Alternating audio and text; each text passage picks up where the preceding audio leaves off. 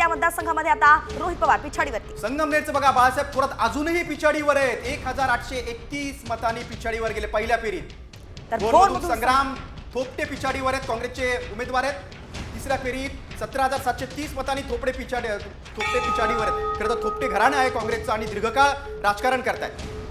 संगमनेरमध्ये बाळासाहेब थोरात पिछाडीवर आहेत, ही धक्कादायक बातमी आहे. पहिल्या फेरीत थोरात तब्बल 1831 मतांनी पिछाडीवर आहे. संगमनेरमध्ये विखे पाटलांनी खूप जोर लावला होता थोरातांविरोधात.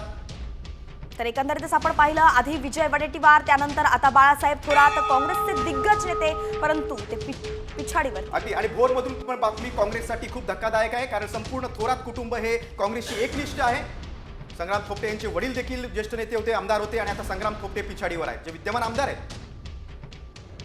तिसऱ्या फेरीत तब्बल 17,000 जास्त मतांनी संग्राम थोपटे पिछाडीवर गेलेले आहेत. संगमनेरमध्ये देखील बाळासाहेब थोरांसाठी हा खूप मोठा धक्का आहे.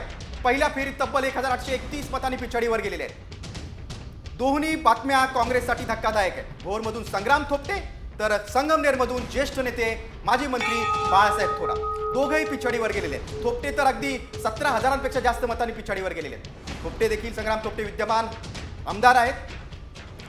काँग्रेस नुसार एकंदरीत आपण पाहिलं, महाविकास आघाडीबद्दल तर 47 जागा सध्या महाविकास आघाडीच्या पदरात पडताना दिसत आहेत आणि त्यामध्ये काँग्रेस हे 20 जागांवरती आहे.